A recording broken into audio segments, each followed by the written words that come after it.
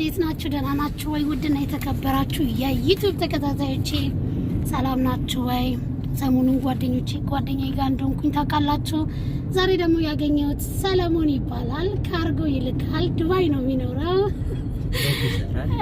ብዙዎቻችሁ ቲክቶክ ላይ ታውቁታላችሁ ብዬ አስባለሁ። ሰለሞን ነው እንዴ ስም? ሰለሞን ኖርማል የቲክቶክ ስም፣ አብዛኛው ቲክቶክ ስም አላቸው።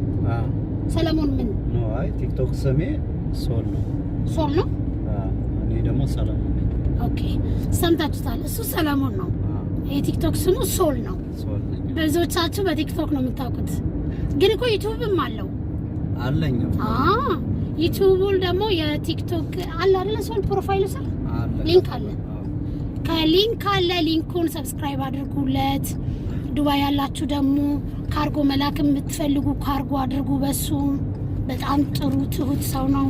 አንዳንድ ሰዎች በአካል ስታገኙት እንደ ቲባር አለማውራት ምናምን ይታይባቸዋል፣ ግን ቀለል ያለ ነው ሰለሞን። ኤኒዌይስ አመሰግናለሁ እያለ ነው። እንድታመሰግነኝ አይደለም ኖርማሊ ነው። ሲጀመር እውነት ለመናገር ያን ያህል እኔ ቲክቶክ ሶሻል ሚዲያ ላይ የማገኛቸውን ሰው በአካል ተገናኝቼ አላውቅም።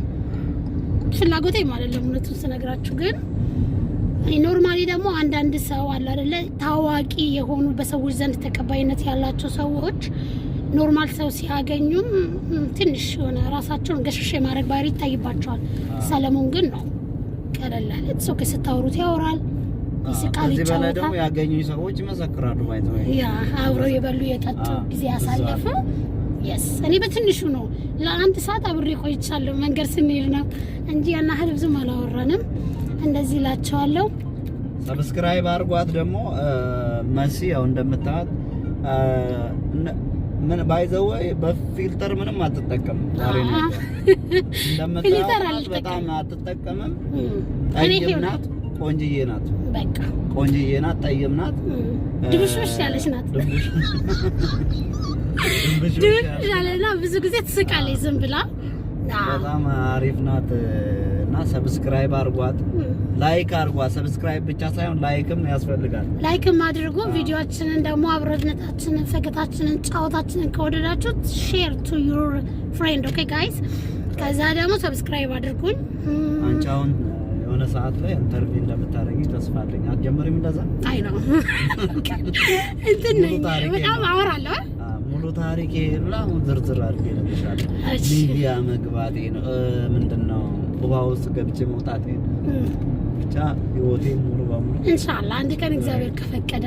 በነገራችን ላይ በሰራሁት ቤት ውስጥ ስቱዲዮ መክፈት ፈልጋለሁ። የምሬ ነው። ኢትዮጵያ እኮ የምሬ ነው። ኢትስ ማይ ፕላን ኦኬ። አንዳንድ ጊዜ አርቀ የምታስባቸው ነገሮች አሉ፣ ግን በእርግጠኝነት ሰለሞን የምነግርህ ነገር ከዛሬ 6 ዓመት ያሰብኩትን ዛሬ ሰርቼዋለሁ።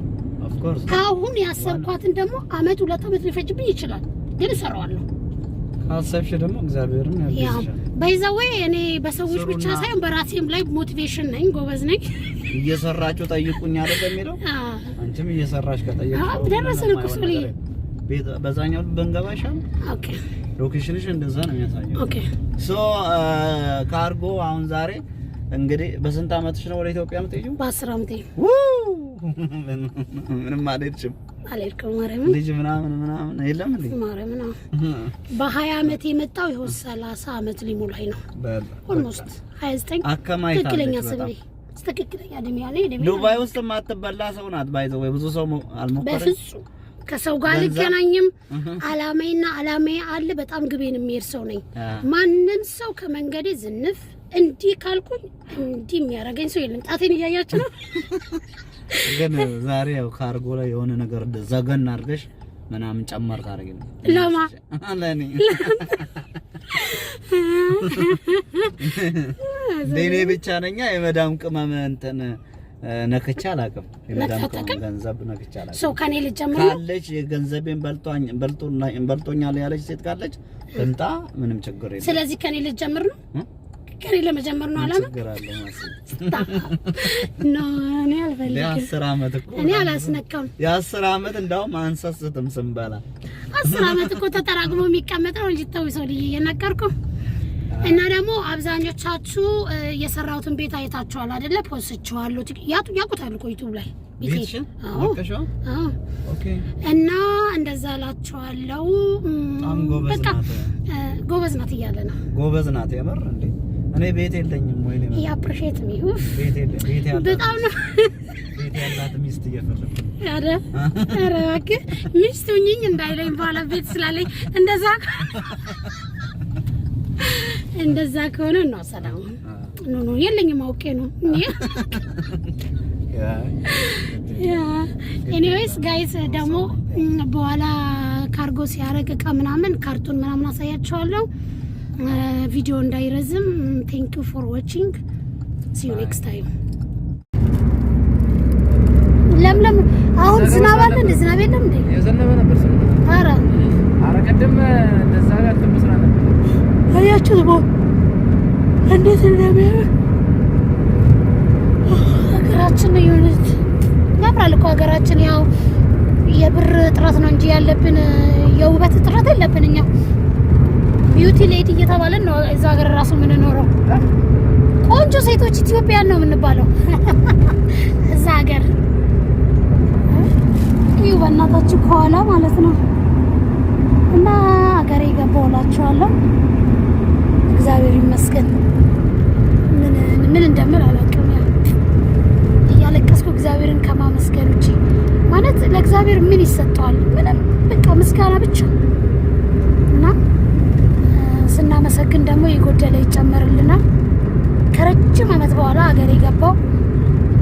ያ እና እንዴት ናችሁ? ደህና ናችሁ ወይ? የዩቲዩብ ተከታታዮቼ ስደተኛዋ ዩቲዩቦቼ እንግዲህ አሁን ደግሞ ማዘርን ላገኘት ወደ ቤት እየሄድኩ ነው። ወንድሞቼን አገኘኋቸው። በሌላ ቪዲዮ ወንድሞቼን አስገባቸዋለሁ። ከነሱ በቪዲዮ ሰራለሁ። ለአሁኑ መንገዱን ላሳያችሁ። ለዛ ነው ይታያቸዋል። የኢትዮጵያ ታክሲ። ይሄን ታክሲ ጥዬ ነው የሄድኩት። አልተቀየረም እንዴ? እግዚአብሔርን ይሄንን ባጃጅም አለ ታክሲም አለ።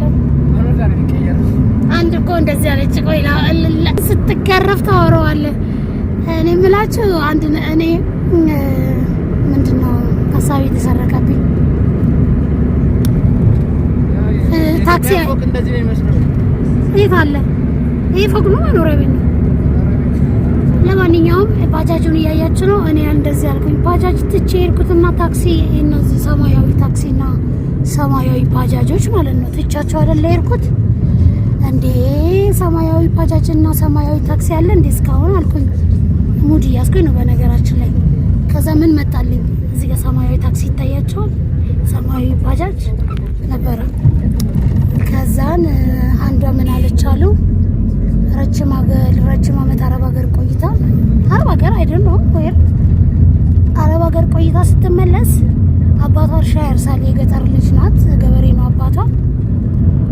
አባዬ ምን እያደረክ ነው አለች አሉ እርሻ ቦታ ሄዳ። ምን ነው ልጄ ረሳሽው ማንነትሽን? ሰው ማንነቱን ከረሳ የነገውን አያውቅም አላትና ነይ እስኪ ላሳይሽ ምን እንደሆነ ልንገርሽ ይላትና በጅራፍ አንዴ ሲገርፋት በቃ አባዬ እርሻ ነው አለች አሉ።